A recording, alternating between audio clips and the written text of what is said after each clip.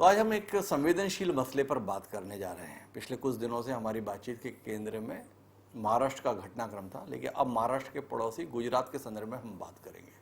पिछले दिनों एक फैसला आया जिसके अंतर्गत एसआईटी के द्वारा जो रिपोर्ट सबमिट की गई थी उसके खिलाफ एक याचिका सुप्रीम कोर्ट में लगी थी गुजरात दंगों के संदर्भ में, जिसे सुप्रीम कोर्ट ने उस याचिका को खारिज कर दिया और कुल मिलाकर एसआईटी की रिपोर्ट को जायज़ ठहरा दिया।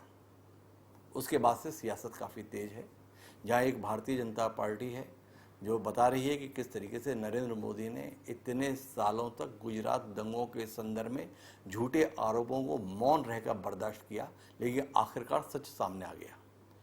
वहीं इसकी प्रतिक्रिया में कुछ लोगों के खिलाफ गिरफ्तारी की कार्रवाई हुई है, जिसमें पद्मश्री तीस्ता भी शामिल हैं।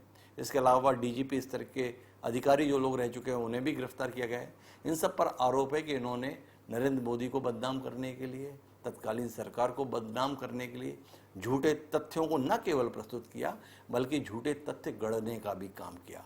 कुल मिलाकर सियासत काफ़ी जोरों पर है। कांग्रेस पार्टी तीस्ता के समर्थन में है, साथ ही ये बताने की भी कोशिश कर रही है कि सुप्रीम कोर्ट ने ऐसी कोई क्लीन चिट नरेंद्र मोदी या उनकी सरकार को नहीं दे दी है। तो कुल मिलाकर जहां एक तरफ Bharatiya Janata party supreme court के आदेश को एक उपलब्धि के तौर पर बता रही है, वहीं विपक्ष जताने की कोशिश कर रहा है कि ऐसा कुछ नहीं हुआ।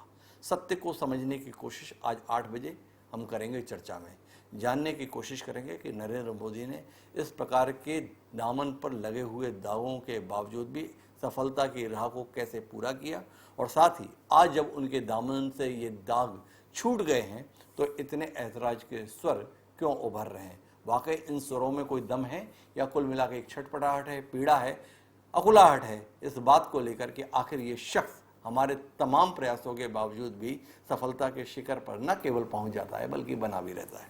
तो जुड़िएगा मेरे साथ 8 बजे चर्चा में। आइए ना जनता टीवी पर।